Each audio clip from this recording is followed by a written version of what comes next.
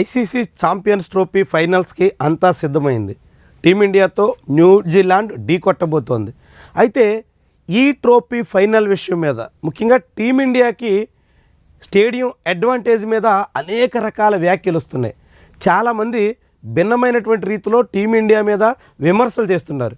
ఒకే స్టేడియంలో, అది కూడా దుబాయ్ వేదికగానే టీమిండియా మ్యాచ్లన్నీ నిర్వహించడం వల్ల ఆ గ్రౌండ్ ఇప్పుడు టీమిండియాకి అడ్వాంటేజ్గా మారింది, అందుకే టీమిండియా ఫైనల్స్ వరకు రాగలిగింది అనేటువంటి రీతిలో అనేక రకాల ఆరోపణలకి పూనుకుంటున్నారు. ముఖ్యంగా డేవిడ్ మిల్లర్ లాంటి సౌత్ ఆఫ్రికా ప్లేయర్ అయితే తాము కరాచీ నుంచి దుబాయ్కి, మళ్ళీ దుబాయ్ నుంచి లాహోర్కి వరుసగా 2 రోజుల్లో ప్రయాణాలు చేయడం వల్ల అలసిపోయి సెమీస్లో న్యూజిలాండ్ జట్టు మీద ఆశించినంత పెర్ఫార్మెన్స్ చేయలేక వాటమి పాలయ్యాము అంటూ చెప్పుకొచ్చారు. ఇదంతా టీమిండియా కారణంగానే జరుగుతోంది అన్నట్టుగా డేవిడ్ మిల్లర్ వ్యాఖ్యానిస్తూ ఫైనల్స్లో న్యూజిలాండ్ గెలవాలని తాను ఆశిస్తున్నట్టుగా చెప్పుకొచ్చారు. తాను కోరిక ఎవరైనా గెలవాలని ఆశించవచ్చు, ఎవరికి ఎలాంటి అయినా ఆశ ఉండొచ్చు. కానీ టీమిండియా పూర్తి మ్యాచ్లన్నీ దుబాయ్లోనే నిర్వహించడానికి అనేక కారణాలు ఉన్నాయి.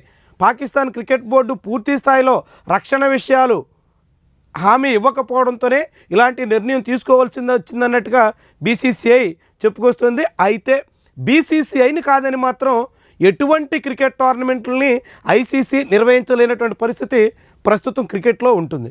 ఎందుకంటే క్రికెట్ అంటే ఇండియాలో ఎంత క్రేజ్ ఉంటుందో, ఇండియన్ క్రికెట్ ద్వారా ఎంత ఆదాయం ప్రపంచ క్రికెట్ బోర్డుకి అంటే ఇంటర్నేషనల్ క్రికెట్ కౌన్సిల్కి దక్కుతుందో మనం చూస్తుంటాం. చూడొచ్చు, ఐసీసీకి క్రికెట్ ద్వారా ఆదాయం, ఇండియాలో క్రికెట్ ద్వారా వచ్చేటువంటి ఆదాయం $230 మిలియన్.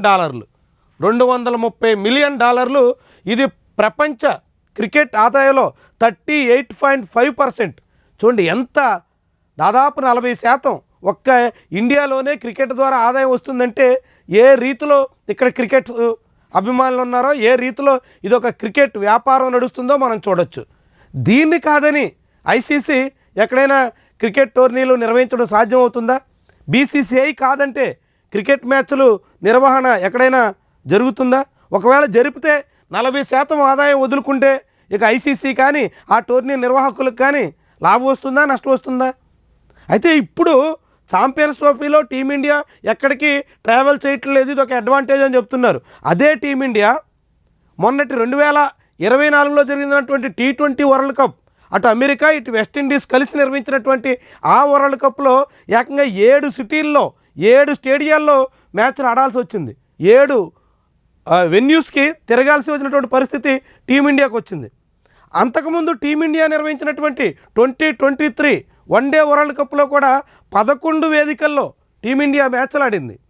ఛాంపియన్స్ ట్రోఫీలోనే కాదు, అప్పుడు వన్డే వరల్డ్ కప్లో కూడా టీమిండియా ఫైనల్స్కి వచ్చింది.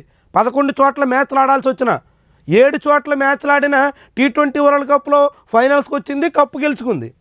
ఛాంపియన్స్ ట్రోఫీలో ఒక్క చోటే ఆడడం వల్లే మొత్తం టీమిండియా ఫైనల్స్కి వచ్చింది అనేటువంటి వాళ్ళు ఎవరైనా ఉంటే ఒకసారి 2024 T20 world cup records, 2023 one day world cup records కూడా చూస్తే మంచిది. కేవలం ఒకే వేదికలో ఆడడం వల్ల, కేవలం దుబాయ్ గ్రౌండ్లోనే అన్ని మ్యాచ్లు నిర్వహించడం వల్లే టీమిండియా ఫైనల్స్ వరకు వచ్చింది అని అంటే అది కేవలం భ్రమ మాత్రమే.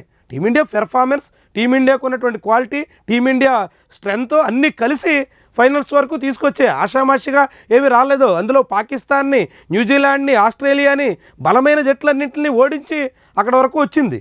సో ఫైనల్స్లో ఏం చేస్తుందో చూద్దాం. అయితే ఇక్కడ ఈ ఆదాయం చూడండి, క్రికెట్ బోర్డులకు ఆదాయం ఇంగ్లాండ్కి 6.89%, ఇంగ్లాండ్ క్రికెట్ బోర్డుకి వస్తున్నటువంటి ఆదాయం. అదే ఆస్ట్రేలియాలో 6.25%. ఆ తర్వాత పాకిస్తాన్ 5.75%, న్యూజిలాండ్ 4.73%, వెస్టిండీస్ 4.58%, శ్రీలంక 4. ఈ అన్ని దేశాల ఆదాయం కలుపుకున్న బీసీసీఐకి వస్తున్నటువంటి ఆదాయంతో సమానం కావడంలా.